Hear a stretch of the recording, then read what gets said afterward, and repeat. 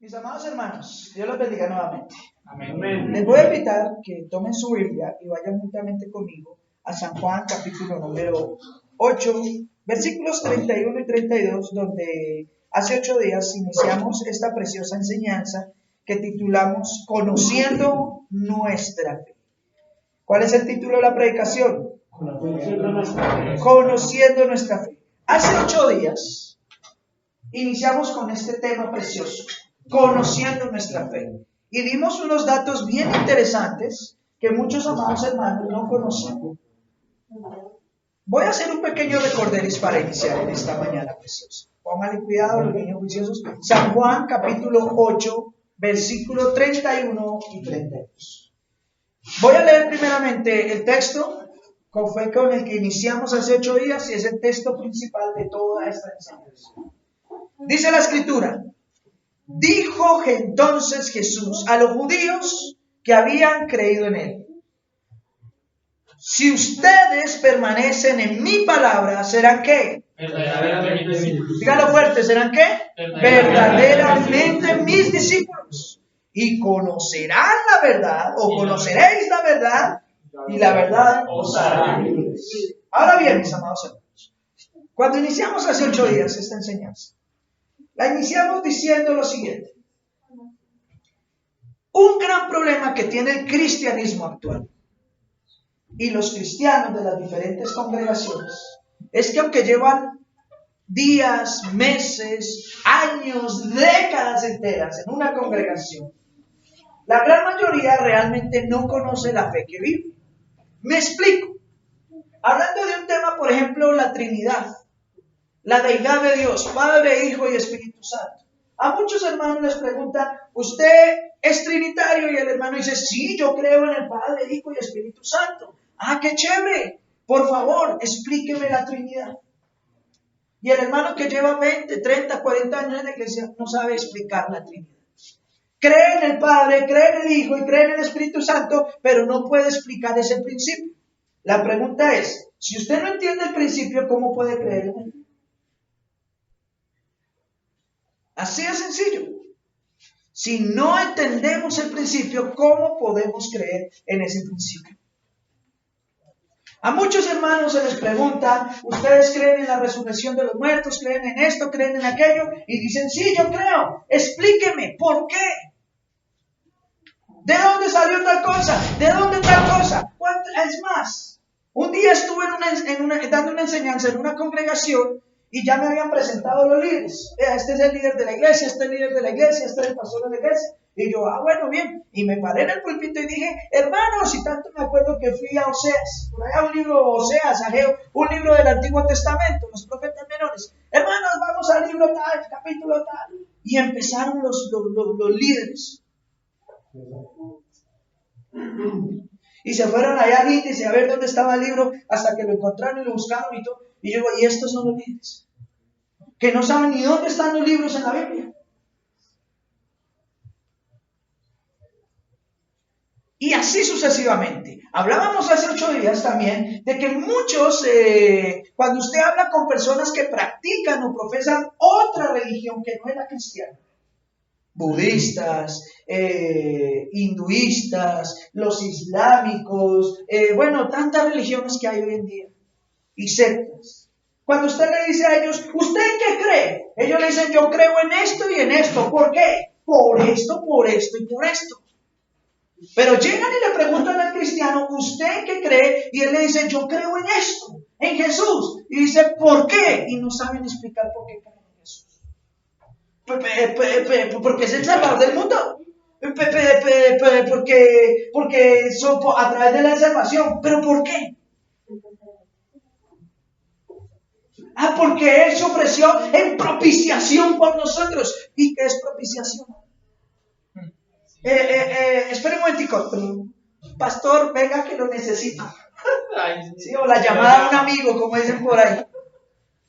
Nosotros no podemos actuar de esta manera, mis amados hermanos.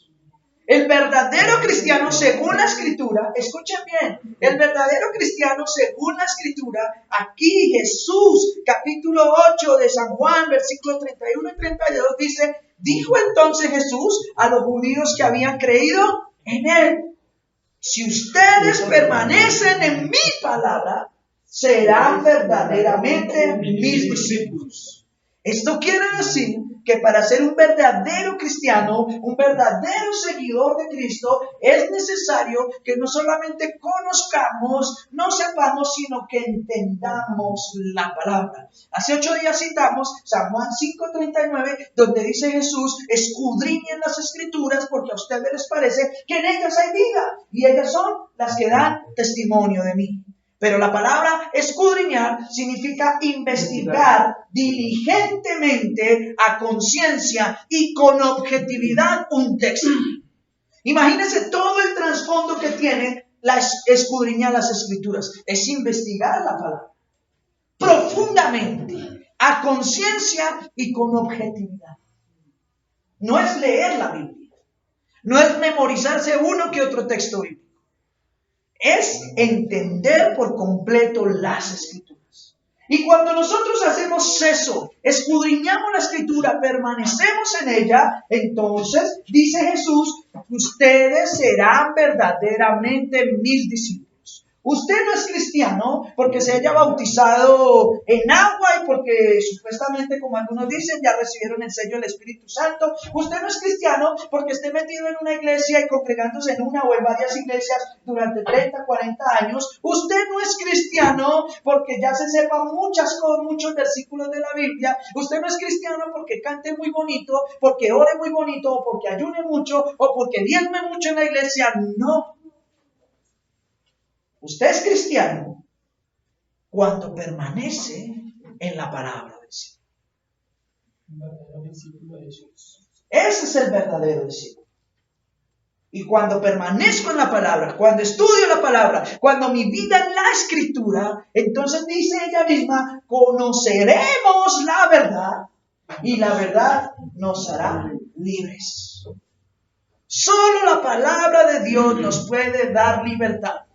Solo la palabra de Dios nos revela la verdad.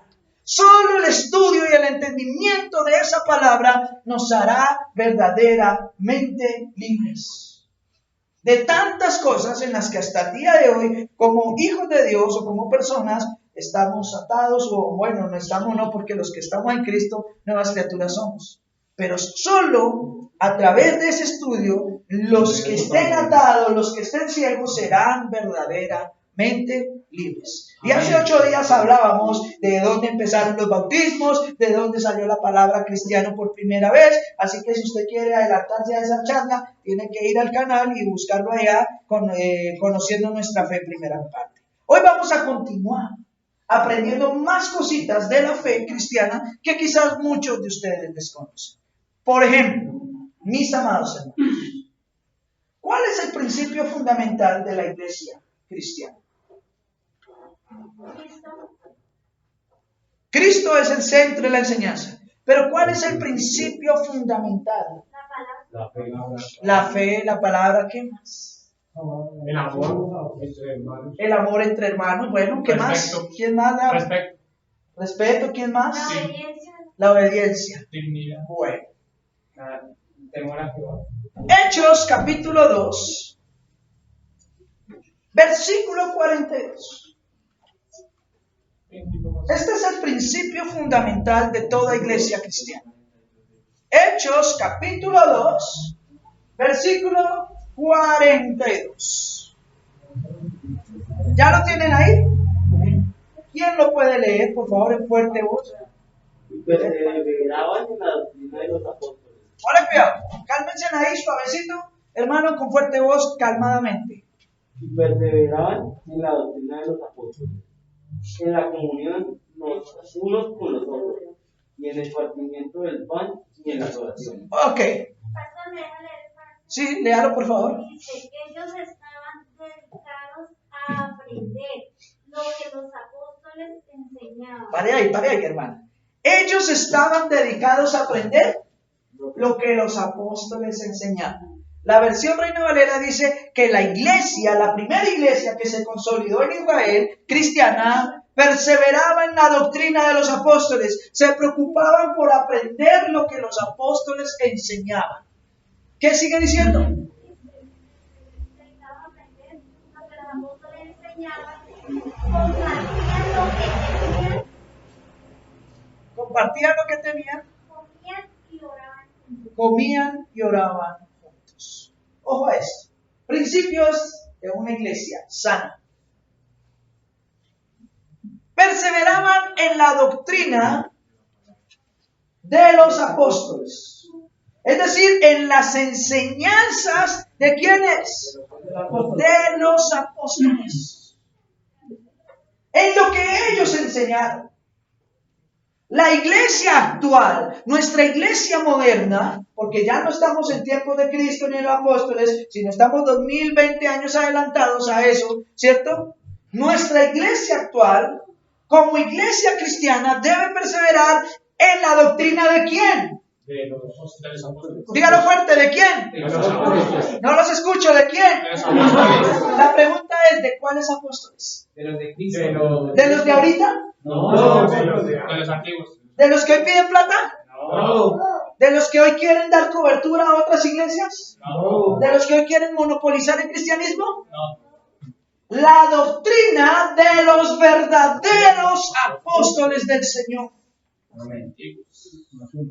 De los 12 apóstoles, más Pablo, que es un abortivo. El último apóstol. Y aún así, hermano Henry, póngale cuidado, que en la escritura, cuando usted va al libro de Apocalipsis, en los últimos capítulos, cuando habla que desciende la Jerusalén espiritual, la Sión que está en los cielos, que descenderá al nuevo cielo y a la nueva tierra, la Biblia dice, no me lo invento yo, allá en Apocalipsis, que esa ciudad está consolidada sobre 12 fundamentos o 12 pilares. Y que en el nombre de cada uno, y que en cada uno de esos fundamentos o de esos pilares, de esos cimientos, está el nombre de cada uno de los 12 apóstoles. De los 12 cimientos, algo así. De los originales, de los que caminaron con Cristo, de los que aprendieron de Cristo y se encargaron de esparcir el evangelio por el mundo entero. De los que sí son apóstoles. De los que sí eran apóstoles. La Biblia no dice que en esa ciudad hablan miles de pilares con el nombre de todos los supuestos apóstoles de hoy en día. No. Por eso la Escritura dice que nadie puede echar un fundamento sobre otro fundamento.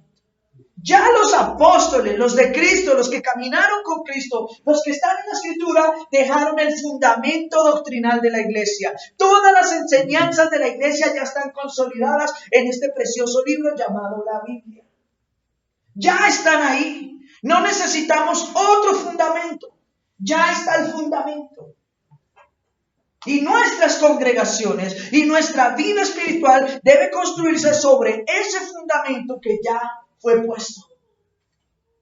La iglesia cristiana del primer siglo no perseveraba en la doctrina de nuevos apóstoles o nuevos profetas o nuevos maestros o nuevas supuestas revelaciones, sino perseveraban en el fundamento, en las doctrinas de los apóstoles genuinos que Jesús escogió y nombró él mismo. ¿Sabía usted que después de 2000 años, desde esa época hasta muy poco, ninguno de los grandes líderes cristianos o máximos representantes de la iglesia a través de 2000 años se autonombró profeta o apóstol?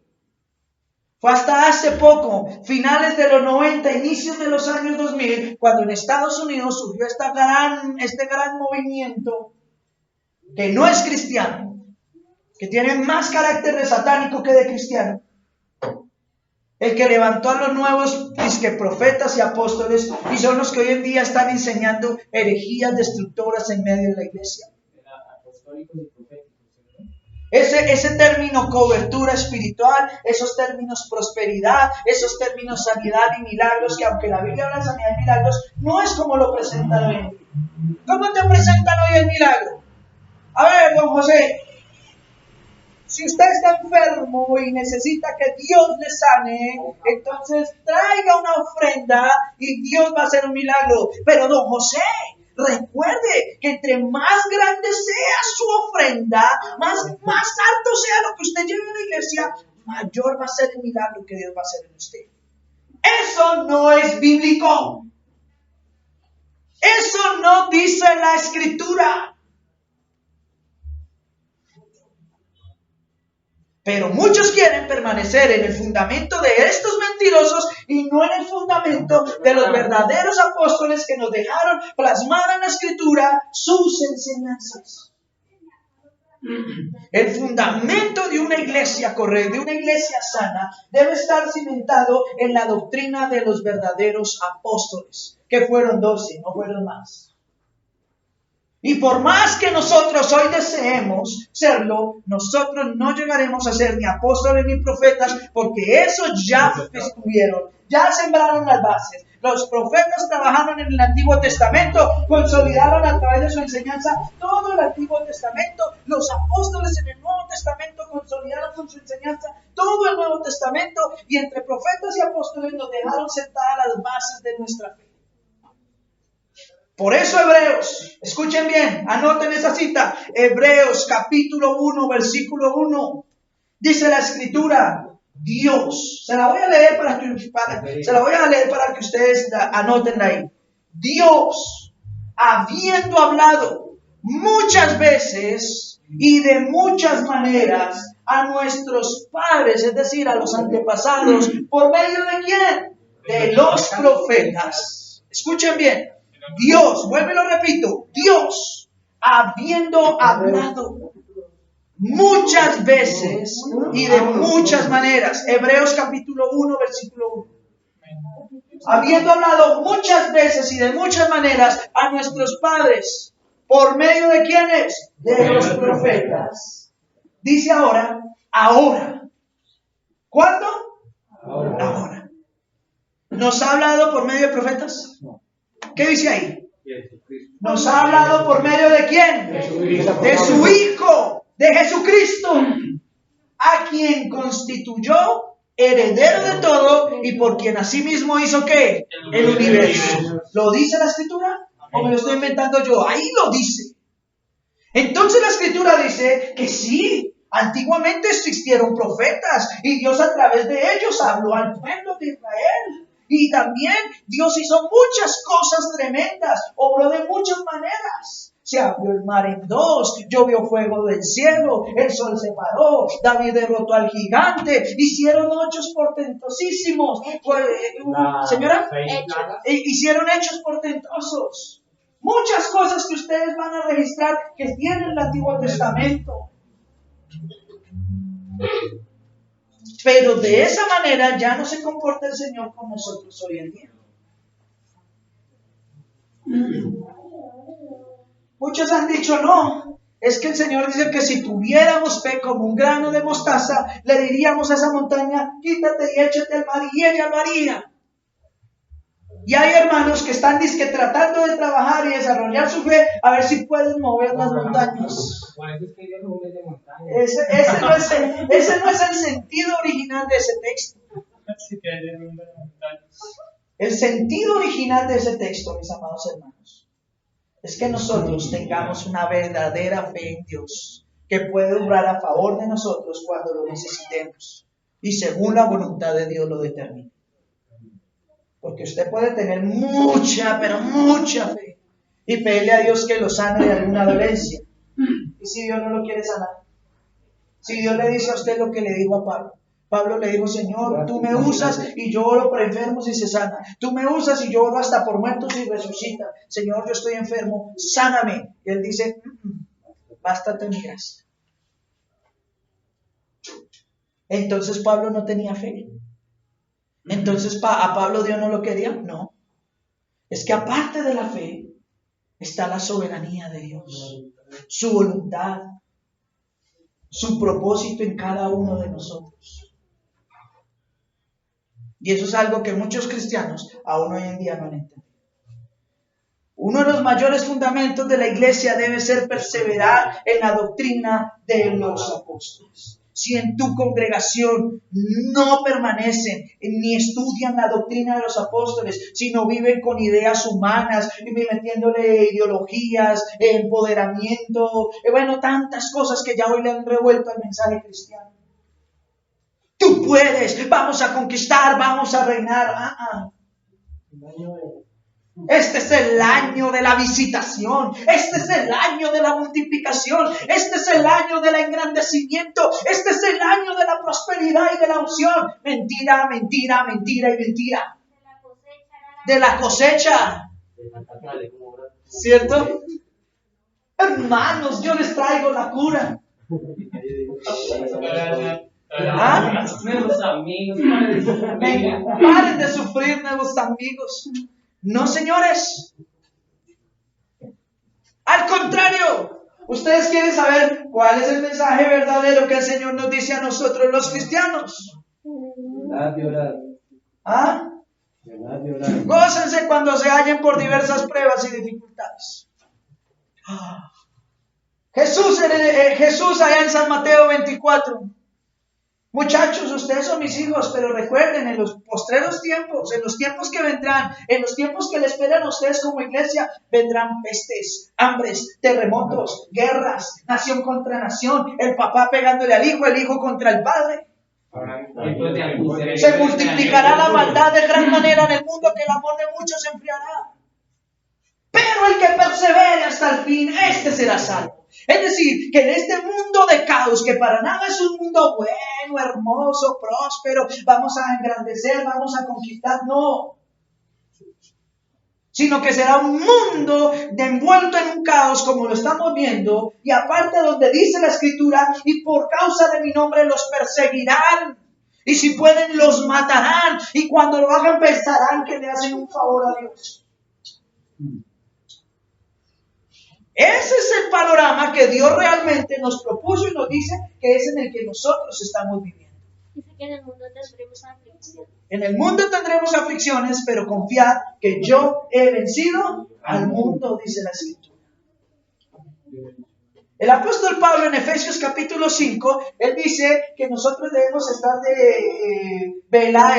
ser sabios, aprovechando bien el tiempo, no siendo negligentes, ¿cierto? Porque los tiempos son malos, dice la Escritura. Que debemos estar atentos, no andar como necios, que debemos aprovechar bien el tiempo, porque los tiempos son ¿qué? Malos.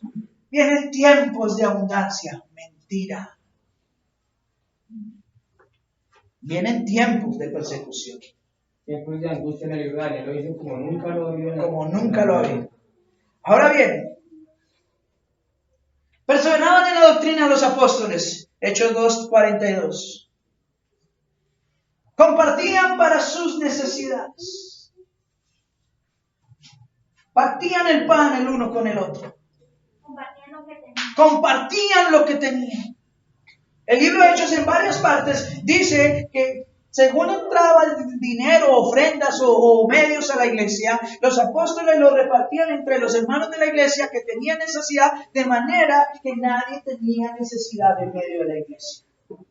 Pero si usted va a la iglesia moderna, se va a encontrar con una realidad diferente. ¿Cuál es esa realidad? Ella no está compartiendo con los hermanos el mismo. Que se pide y se pide y se pide, pero no se comparte. Sino que todo lo que se pide es para engrandecer un templo, para darle más poder al líder que lo gobierna, para que él tenga casa, carro, avión, yate, mejor dicho, palacios, ropa de marca, mientras los hermanos de la iglesia, literalmente muchos se mueren de hambre. Para sostener una jerarquía, para empoderar a un hombre o a otros hombres para que gobiernen sobre muchos. Se aprovechan, abusan de la fe, mercaderes de la fe, le dice la Escritura. Harán mercadería de ustedes con palabras fingidas. Jesús en San Juan capítulo 10 dice que el que va por dinero a la iglesia no es pastor, sino es un asalariado al que no le importan las ovejas. Y declara Jesús de estos tipos que ellos son los que entran a la iglesia a matar, hurtar y destruir. No es el diablo. Ahí nunca menciona al diablo. Habla a los pastores. Ahí habla a los que, diciendo ser pastores, No lo son, porque van detrás de ganancias deshonestas. Son asalariados. Y ahí lo dice, lean ustedes en San Juan Díaz en su casa. Pastores o asalariados a los que no les importan las ovejas. Pastor, ayúdeme. Necesito una iglesia grande. Necesito, pastor, por favor, 100,000 para acá, para un remedio urgente para mi hijo. Ay, hermano, vamos a orar para que Dios haga un milagro. Y el niño se enferma y se empeora porque el hermano o la hermana no pudo conseguir el dinero cuando la iglesia está tapada en plata. Y si le pasa algo, hermano, no es que usted no tuvo fe, le faltó fe.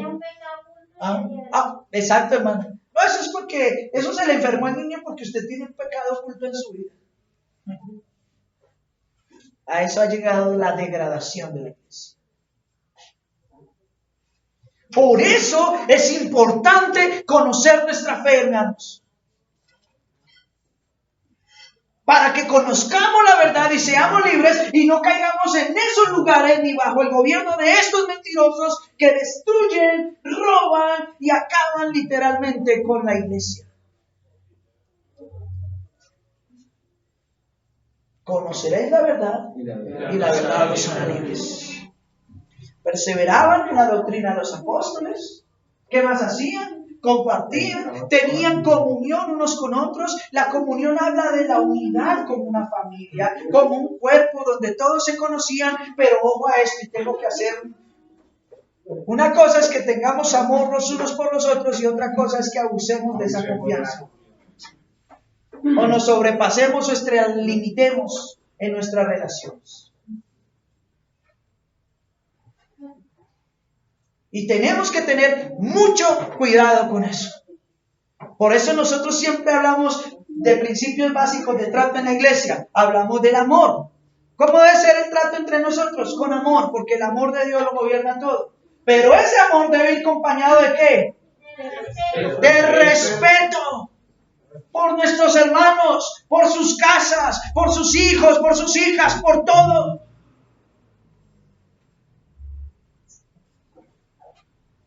Donde no hay respeto, no hay amor. Así de sencillo. Y esto hay que entenderlo, mis amados hermanos.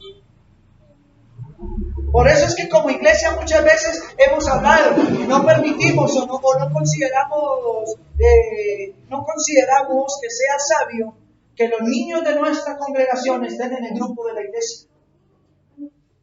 Porque así como hay hermanos que son buena gente y pueden hablar bien de los niños, no sabemos cuántas personas lleguen a la iglesia o sigan llegando que no tengan buenas intenciones con los niños y al saber su número celular, al saber quiénes son, los puedan llamar y hacer un poco de cosas.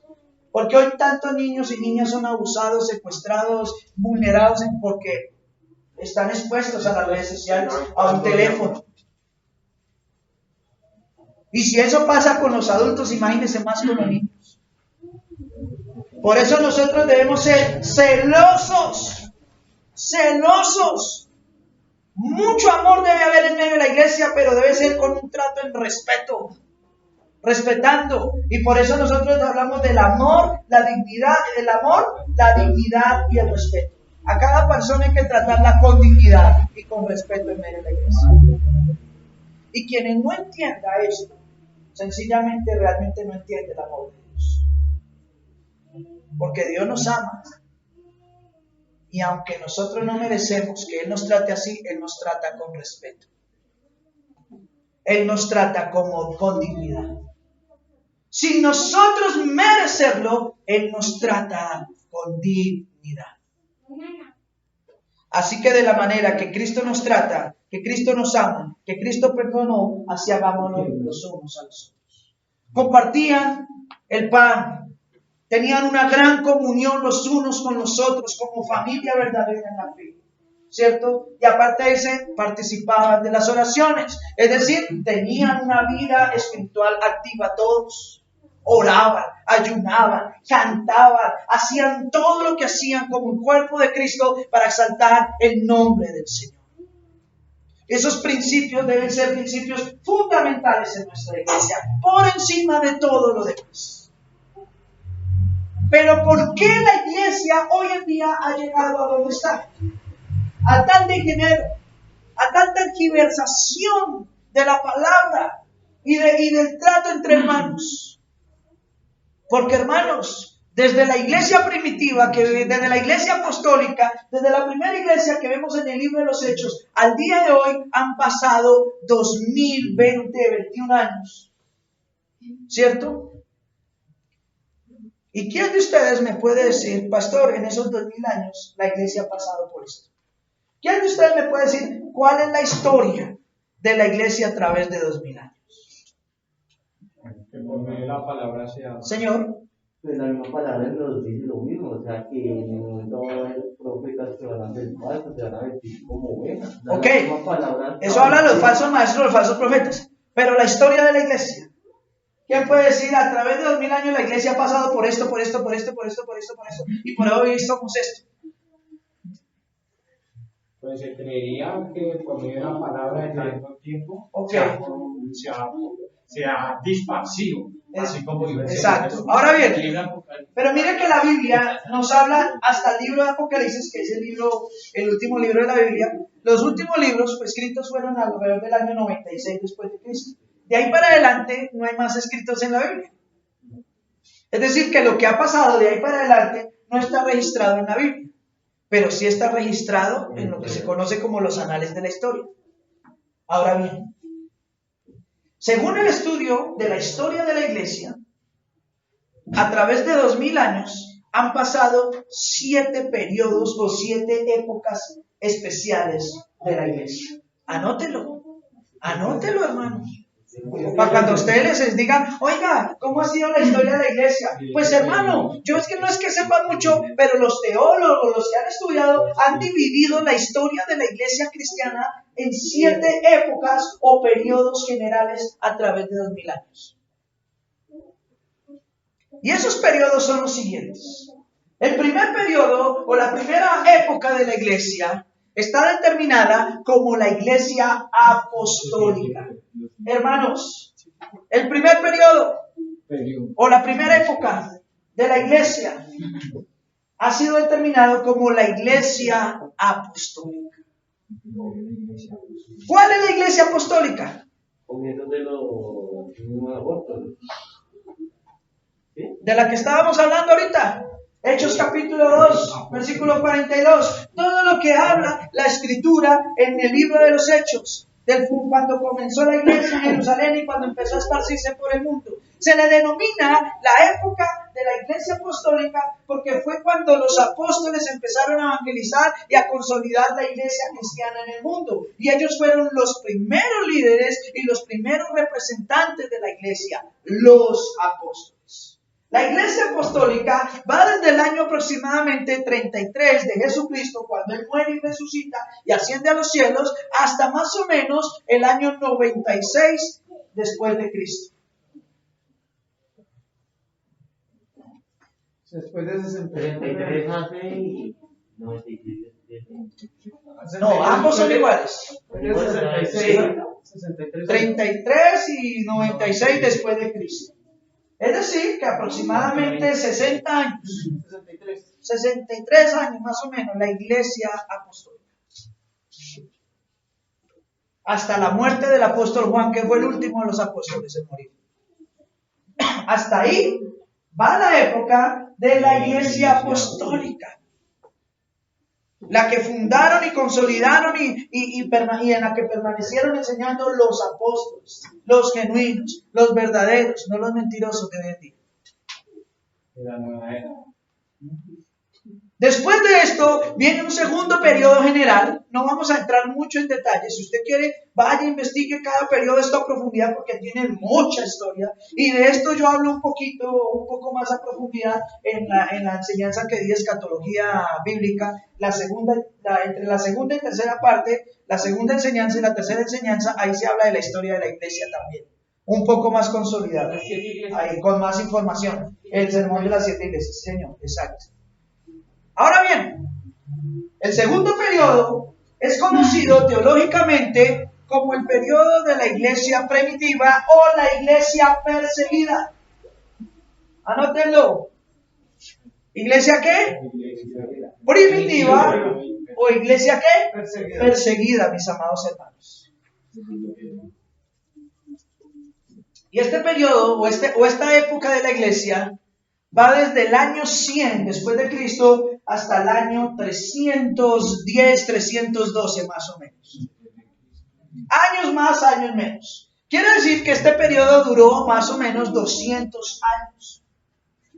Y se llama el periodo de la iglesia primitiva o perseguida porque a través de esos 10 años, por orden de los diferentes emperadores que vivieron durante esos 200 años, a través de esos 200 años, los diferentes emperadores que vivieron ahí, que gobernaron Roma, hicieron lo que se llaman las 10 grandes persecuciones del cristianismo, donde hubieron matanzas. La iglesia tuvo 10 grandes persecuciones a través de esos 200 años. Por eso cuando usted va al libro de Apocalipsis y encuentra el mensaje a las 7 iglesias, ¿cierto? ¿Cuál es la primera iglesia? A ver. La iglesia apostólica. Pero la que aparece ahí. La de Apocalipsis. Éfeso. ¿La segunda cuál es? A ver, vayan a Apocalipsis capítulo 2. Esmirna. Si usted revisa el mensaje de Esmirna, usted se va a encontrar con algo tremendo. Que ahí dice que es necesario que pasen por una prueba o tribulación de 10 días. 10 días de tribulación o persecución o sufrimiento. Ahí lo dice la Escritura. Y eso hacía referencia el Señor a que esa época de la iglesia tendría que ser perseguida por 10 emperadores y sufrir las 10 grandes persecuciones del cristianismo, donde murieron miles, si no de millones de cristianos, a través de todo el imperio de esos tiempos, en el imperio romano, por la predicación del evangelio. Y a diferencia de lo que pasa hoy en día, no quiero herir susceptibilidad, no quiero herir el corazón de nadie, más bien. Pero miren lo que pasa hoy en día. Hoy me siento mal, hoy no tengo ganas de ir a la iglesia, me voy. Hoy el pastor me dijo algo que no me cuadró, me voy de la iglesia. Me tuve una diferencia con aquel o aquella y entonces me voy de la iglesia. Y cualquier excusa es una razón para irse a la iglesia e inclusive para dejar a Cristo por un tiempo. Pero en la iglesia perseguida tenemos un dato tan tremendo que durante la persecución, entre más los perseguían y más los mataban, más firmes eran en su fe y la iglesia más crecía. ¿Sabe qué le falta a nuestros tiempos modernos? Una buena persecución. Eso le falta a nuestra iglesia hoy en día. Una buena persecución. Para que la iglesia sea depurada. Una purga, dice el hermano. Una zarandeada, ¿cierto?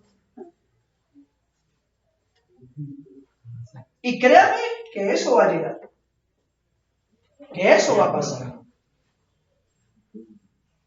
La cuestión es, si nos tocara vivir el tiempo de la iglesia primitiva, de la iglesia perseguida, ¿saldríamos victoriosos o negaríamos nuestra fe? Eso se lo dejo para que usted lo piense en su corazón. Pastor, hay que entender que la victoria no es salir vivos. La victoria no es salir vivos. La victoria es no negar la fe. ¿Se dan cuenta? ¿Sabía usted eso? Y vaya y usted estudia a profundidad cómo los mataban, qué hacían con ellos. Eso era terrible. El tercer periodo de la iglesia empieza alrededor del año 316-317 después de Cristo, con la ascensión al trono del emperador romano Constantino. 316-307 después de Cristo empieza y va hasta el año aproximadamente 430-440 después de Cristo. A este periodo general de la iglesia o a esta época se le determina teológicamente o históricamente como la época de la iglesia imperialista. ¿La iglesia qué? Imperialista. ¿Por qué? Porque después de tanta persecución, en la época de Constantino, llega Constantino y le da libertad de culto a los cristianos, convierte el cristianismo en la religión oficial del Imperio Romano, ya no los persiguen más, pero entonces la iglesia cae en un vacío tremendísimo. Porque cuando el emperador apoya el cristianismo y lo convierte en la religión oficial, eso trae consigo pues un crecimiento exponencial de la iglesia en el imperio, pero a su vez la iglesia empieza a negociar con el Estado. Se mete en la política en la iglesia y empieza a negociar con el Estado. Y a través de esos 120, 30 años, el asunto cambia de una manera tan radical que cuando ellos empiezan siendo apoyados por el Imperio Romano, a finales de esta época, la iglesia que negoció su fe con la política, la iglesia que se paganizó, porque esta iglesia se paganiza y empieza a introducir ídolos y a mezclar las otras religiones con la religión cristiana, de ahí nace el catolicismo y de ahí nace todo el sistema idolátrico que hasta el día de hoy ellos tienen. La iglesia católica no nació con Cristo en la cruz, nació en esta época. Entre 350 y 450, la iglesia cristiana se paganiza, se daña, se tergiversa. Muchos se mantienen fieles y se salen de ese sistema y permanecen fieles a la doctrina cristiana, pero la gran mayoría se va detrás del poder político, detrás del poder económico y paganizan la iglesia y la llenan de idolatría y se convierten en catolicismo. ¿Señor? Sí, ya el Vaticano aparece con el transcurso de los años. ¿Por qué? Porque llega un momento donde la iglesia absorbe el poder político y la iglesia queda como gobernando todo. La iglesia elimina a los emperadores y crea una nueva figura de poder religioso y político y económico total en el imperio, al cual empiezan a denominar Papa. El Papa es el emperador de ellos. Cuando ustedes hablan, ay, es que el Imperio Romano todavía sigue. Solo que ahora nos lo muestran de una manera maquillada, de una manera religiosa. Pero ellos hasta el día de hoy, política y económicamente y militarmente mueven al mundo. Pues que ustedes no saben quiénes son los dueños de una de las más grandes empresas armamentistas del mundo. Averigüen ustedes allá, la Beretta. Sí, que muchos dicen, ay, es la pistolita, sí, es la pistolita, pero esa Beretta es la marca de una super empresa militar que le da armas, aviones, misiles al país que se los pide. Ellos le dan las armas al mejor postor. El Papa se para hablando de paz mientras le venden las armas al mundo. Y no se le haga raro que por decir esto después nos clausuren el canal. Porque está pasando. Están cerrando los canales por hablar la verdad. Así que mis amados hermanos, por la verdad murió Cristo, por la verdad murieron los apóstoles. Y nosotros tenemos que estar dispuestos a dar la vida. Yo soy consciente, yo tengo esposa, yo tengo hijos, pero yo me debo a Cristo. Amén. Y con todo lo que te amo, amor, si por la verdad tenemos que irnos rápido con el Señor, pues nos vamos. Pero nos vamos a la gloria eterna. Amén. Amén. Amén. En nombre de Jesús. Vamos a eso. Este poder político tomó este sistema, absorbió el imperio y lo convirtió en el catolicismo. ¿Y de dónde nace el catolicismo? De la paganización de la iglesia. De cuando a la iglesia entraron los políticos, entraron los poderosos, entró el dinero. Cualquier parecido con nuestra realidad actual es pura coincidencia. Vendieron la fe. Por eso se le llama la iglesia imperialista. O la iglesia que se unió o se casó al Estado. Tremendo, mis amados hermanos. Seguimos. Estamos en el año 450 aproximadamente, del 450 al año 1400 o 1500, es decir, un periodo de más o menos 1000 años siguientes. la iglesia no solamente se paganiza, sino que empieza a hacer muchas cosas muy malas. Perseguir y matar a los cristianos verdaderos, perseguir y matar a todos los de otras religiones que no se adhieran a la fe católica, y a todo el que iba en contra o hablaba en contra del catolicismo lo declaraban como brujo, como bruja, como hereje, y los generalmente los ahorcaban o los quemaban en hogueras. Y empezó en esa época las cruzadas, y empezó en esa época la Inquisición, que según las estadísticas históricas, en ese tiempo de 1000 años, el Vaticano, el catolicismo, mató a más de 22 millones de personas en todo el mundo en nombre de Cristo.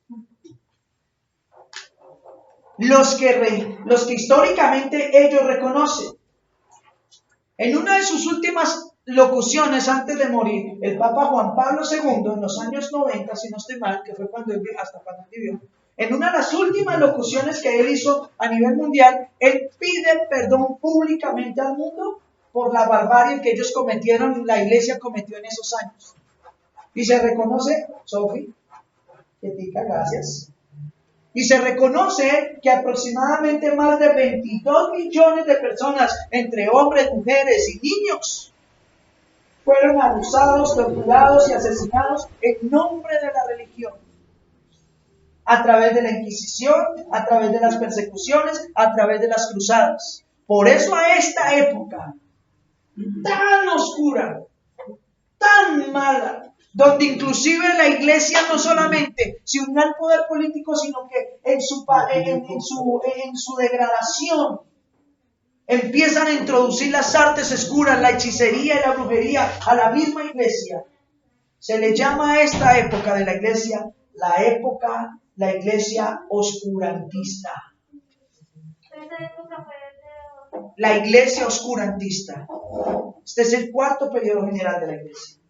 La época de la iglesia, ¿qué? Oscurantista, o la iglesia oscura.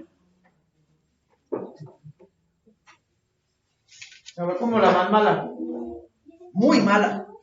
Mire de dónde arranca la iglesia y a dónde va terminando. Se degradó y degradó y degradó hasta hacer cosas en contra de la misma escritura. En este tiempo, adicional a todo lo que esto pasó, ¿sabe qué hace la iglesia? Préstame este Nuevo Testamento, por favor. Gracias. ¿Sabe qué hace la iglesia con la Biblia? La Biblia estaba abierta y disponible a todo el mundo. Pero como ellos se degradaron, se paganizaron y mezclaron su fe con el satanismo y con otras cosas y convirtieron la fe en un sistema para mandar a otros, y como la Biblia no les autorizaba esto, hicieron algo. Cerraron, guardaron y clausuraron la Biblia. Nadie podía leer ni estudiar la Biblia. Y en vez de enseñar la Biblia, empezaron a decretar desde esa época lo que se llamaron los famosos edictos papales. La gente ya no sabía de Biblia, sino lo que le daban era edictos, lo que el Papa o los curas decían, lo que a ellos les convenía. Y empezaron a introducir todo su sistema pagano, indulgencias, entre tantas cosas. Disculpe, ahí también viene lo de la Biblia. Claro, la adoración a todo eso, porque la iglesia se paganizó, introdujo las estatuas y los ídolos de otras religiones y las mezcló con su fe, y de ahí salieron la Virgen María, el Niño Dios, el Santo no sé qué, el Santo no sé qué, todo. Si ustedes quieren, vayan e investiguen cómo eran las figuras las imágenes de idolatría del Imperio Romano y de los griegos, y compárenlas con las imágenes que hoy hay de la Virgen, del Niño Jesús y de todo eso. Se darán cuenta que son las mismas figuras, las mismas estatuas, solo que con ropa. Porque la gran mayoría de las estatuas eran casi figuras de hombres o mujeres desnudos. Si no estoy mal, creo que Semiramis era una ídolo y era así como lo dice, ¿no? Ahora bien, lo que usted está hablando, hermano Javier, parte del principio de la idolatría con Nimrod en la Torre de Babel. Eso lo estamos estudiando en el Instituto Bíblico. Así que si usted quiere ver de dónde salió todo ese sistema de imágenes, de idolatría, investíguense quién era Nimrod, quién fue su esposa, que después supuestamente fue su mamá, y después se convirtieron en todo un sistema doctrinal de idólatra, que se regó por todo el mundo y en los diferentes países y en las diferentes civilizaciones, cada uno tomó esa manera de idolatría y la convirtió a su manera, y después volvió a llegar todo ese sistema a uno solo llamado el catolicismo. ¿Sabía usted esto? Como cristiano, ¿usted sabía de dónde son los orígenes de nuestra iglesia? ¿Sabía que nuestra iglesia y nuestra fe preciosa fue paganizada? ¿Sabía que en el nombre de Cristo han matado a millones de personas a través de 2000 años y lo siguen matando hoy? Por eso es necesario que conozcamos nuestra fe, mis amados. Porque quien no conoce la historia, dice por ahí, está dispuesto o está sujeto a seguirla repitiendo. Si yo no conozco los inicios de mi fe y cómo fue que empezó todo esto a mezclarse y a llegar a lo que hoy tenemos, pues entonces yo voy a seguir viviendo tristemente en una fe vacía, pagana, sin fundamentos. Mientras que si conozco la historia de mi fe, puedo entender qué es lo bueno, qué es lo malo, retener lo bueno y desechar todo aquello que no me sirve. Y poder desarrollar actualmente, en tiempos modernos, una vida espiritual genuina delante de Dios. Ahora bien, mis amados hermanos, ahí no se queda esto. Viene el quinto periodo. Y perdónenme si nos hemos extendido un poquito, ya vamos a terminar por hoy, pero no vamos a dejar este pedacito sin concluirlo. Falta mucho más. Este tema me encanta y estoy seguro que se nos va para por lo menos 2 o 3 predicaciones más. Porque hay mucha información que tenemos que darles sobre nuestra fe, mis hermanos. El quinto periodo general de la iglesia se conoció como la época de la Reforma, que va desde los años 1500 hasta aproximadamente los años 1800, es decir, un periodo aproximado de 300 años. Se llama la época de la Reforma porque un señor, un fraile católico llamado Martín Lutero en los años 1500, se dio cuenta de que todo lo que estaban haciendo como iglesia estaba mal. Él tuvo la oportunidad de leer la Biblia y entenderla y decir, oiga, aquí dice la Escritura que es por fe que se vive. Según la biografía de Martín Lutero, uno de los versículos que a él más le impactó y que más le ayudó a entender que estaban en un error fue Romanos capítulo 1, versículo 17, donde dice que el justo por la fe vivirá. No es por obras, no era por pagar indulgencias, no era por convertir o matar a otros a la fuerza. Era por una fe genuina en el Señor y en su palabra preciosa. Y entonces él hace lo que se conocen como las 95 tesis y las expone públicamente ante Alemania. Y entonces muchas personas leen esas tesis. ¿Y qué decían esas tesis? Las tesis, cuando él las expuso, decían lo siguiente: la Biblia dice, el catolicismo nos enseña esto, pero la Biblia dice esto. El catolicismo dice que hay que pagar indulgencias y aquí en la Biblia dice que no hay que pagar nada porque es gratuito. El catolicismo dice que hay que bautizar niños, pero aquí la Biblia dice que no, solo los adultos. Y así, el catolicismo dice que es por obras, por portarnos bien, pero la Biblia dice en tal parte es por gracia. El catolicismo nos dice que es lo que diga el Papa y los edictos papales, pero aquí la Biblia dice solo la Escritura, solo la palabra de Dios. Y se formó un revolcón social, la gente protestó. Eso fue impresionante, eso cogió y conmovió a toda Europa. Y aparecieron otros grandes líderes que apoyaron este movimiento o este resurgir del cristianismo. Por eso se llama la Reforma. La Reforma no fue cambiar las cosas. La reforma no fue tomar y decir vamos a hacer otra manera del cristianismo, no. Seguirla como era, Sino rescatar la fe original como era y como está plasmada en la Biblia, como Pedro, Juan y los apóstoles la vivieron, como los cristianos de los 3 primeros siglos la vivieron dando su vida por ellos. Así tenía que volver a rescatarse.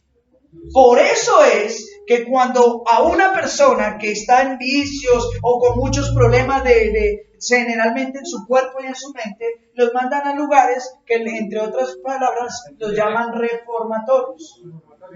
Y no es que los hagan una nueva persona. El reformatorio lo que busca es llevar que esa persona vuelva a su estado original como era. Porque una persona cuando nace sin vicios, sin mañas, sin decir malas palabras. ¿Cierto? Y lo que busca un reformatorio es tomar una persona y volver al estado natural que debe ser. Una persona libre de estas cosas. La iglesia nació siendo libre, pero se esclavizó al mundo y al paganismo. Y en la reforma lo que hicieron fue, vamos a reformar nuestra fe. Es decir, a procurar volver a llevar a la iglesia al estado original. Es decir, a una fe santa, pura, basada en las Escrituras. Y no en los mandamientos ni doctrinas de hombres. Y este movimiento se regó por todo el mundo. Y gracias a los reformadores, Martín Lutero, Juan Calvino, Juan Wesley, y entre otros muchos grandes líderes de esa época, es que usted y yo hoy podemos tener esta Biblia en las manos. Es que usted y yo podemos hoy estudiar nuestra fe, Señor. Martín Lutero no era el que iban a matar por haberse robado la Biblia y haberla publicado como era. A Martín Lutero, el Vaticano, le dio orden de muerte, persecución, pero no pudieron matarlo. A él y a todos los que estaban a favor de él. Una cuestión que usted debe saber. En esa época, que aunque nosotros lo hablamos así más rápidamente, el Vaticano siguió matando a mucha gente. A todo el que decía que iba en contra de ellos y seguía a Martín Lutero, lo mataban. Pero ojo a esto, muchos de los que dijeron, oiga, nos están engañando y aceptaron las enseñanzas de Lutero, en un ataque de ira fueron y prendían iglesias católicas con los curas y las monjas adentro y también mataron a muchos católicos. Fue una época muy terrible de violencia. Los cristianos protestantes matando a católicos y los católicos matando a cristianos. Y si usted cree que esa guerra se acabó, entonces me daría cuenta yo de que ustedes no han estudiado nada de lo que está pasando en Europa y en Medio Oriente actualmente. Eso todavía sigue. En Europa, en muchos países de Europa, en estos tiempos modernos, los católicos van y le prenden candela a las iglesias cristianas, a los protestantes. Y en estos tiempos, los protestantes van y cogen y mueren a palo y matan a católicos. En este tiempo.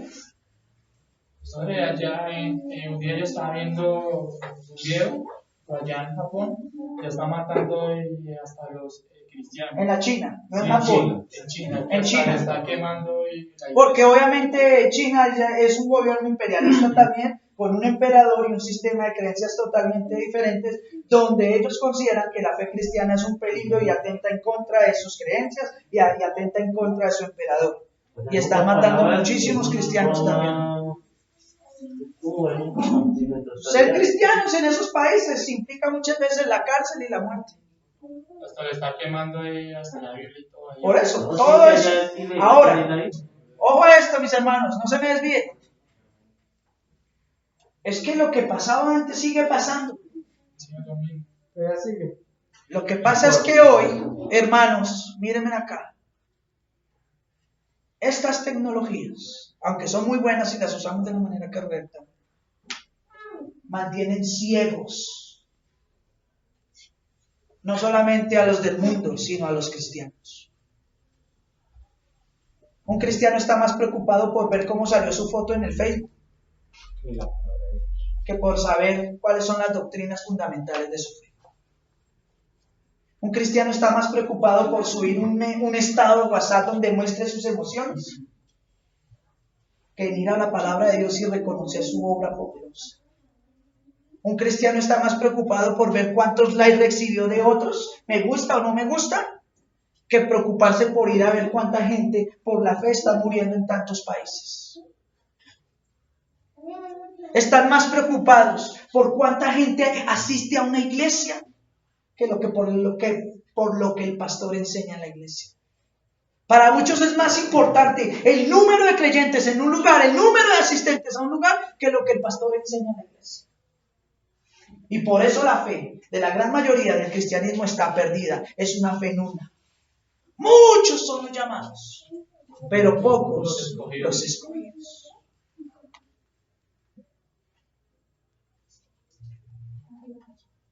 Ahora, en este orden de ideas, ¿en dónde está su fe? Hoy, muchos están más preocupados por el partido que Colombia jugará hoy o mañana que por ir al culto, que por ir a la reunión, a la iglesia, ¿cierto? Hay gente que llega a la iglesia y que se acabe rápido, que tengo que ir a hacer esto. Señor, desde un tiempo para acá empecé a no ver noticias ni nada de eso. Ajá. Porque Exacto. uno se estresa, se angustia y mantiene uno pensando en cosas. Todo eso, y llenándose de odio. Sí, Ojo a esto, y hay algo que usted va, hermano Willy, y yo lo he criticado y lo seguiré diciendo porque es la verdad. Y por esa verdad muchos ya me han vuelto. Y yo sé que es así. Y inclusive muchos me han llamado, ay, pastor, pues que usted le... No, es que la palabra. Que ya hicimos el ejercicio con el hermano, con el hermano, con su hijo hermana, con el hermano Brian, con la hermana Paola. Tomamos el Facebook de varios hermanos, o sea, abrimos nuestra red social, abrimos el Facebook y buscamos hermanos y personas conocidas, no solo de la iglesia, sino de otras iglesias, que son cristianos. Y al azar, ahí salía la lista, amigo. Bueno, team. Hicimos la búsqueda como de 5 personas cristianas que conocemos. Y contamos literalmente con ellos las últimas 30, 40 o 50 publicaciones de cristianos. Ojo a esto. Esas publicaciones eran que el de izquierda, que el de derecha, que nos están matando, que volteamos la bandera de Colombia, que hicimos esto, que no sé qué. Política, que el perrito, que el gato. Y en las últimas 30, 40, 50 publicaciones, hubo uno que le conté 100 publicaciones, ni una sola que dijera la Biblia dice esto, la palabra de Dios esto, gracias a Dios por aquello.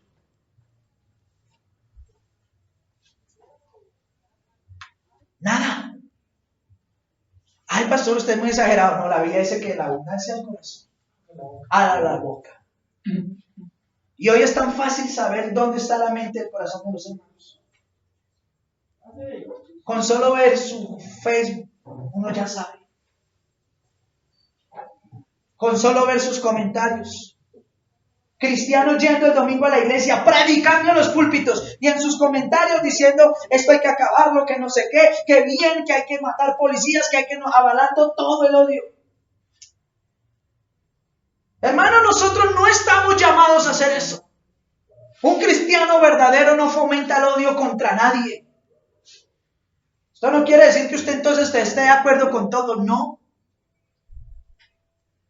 Porque para eso el Señor nos ha dado sabiduría y entendimiento para saber lo que es lo bueno y malo. Pero recuerden que el Señor Jesús y sus apóstoles y todos los cristianos de los 3 primeros siglos vivieron bajo un gobierno que ese sí era imperialista. Sí eran gobiernos dictadores.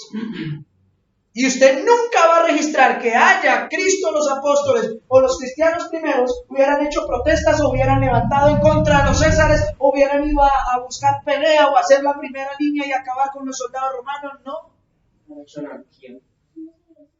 Es más, Pablo, que no solamente era un israelita genuino, sino que también era ciudadano romano, enseña en Romanos capítulo número 12 y 13, la sujeción a las autoridades.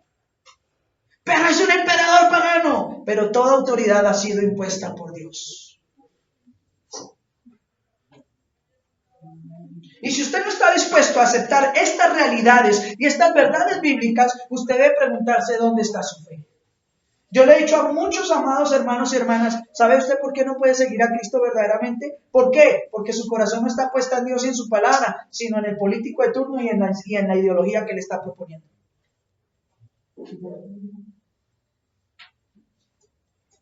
Mis amados hermanos, es hora de que rescatemos, de que renovemos, de que volvamos a la fe genuina en Cristo Jesús y en su palabra.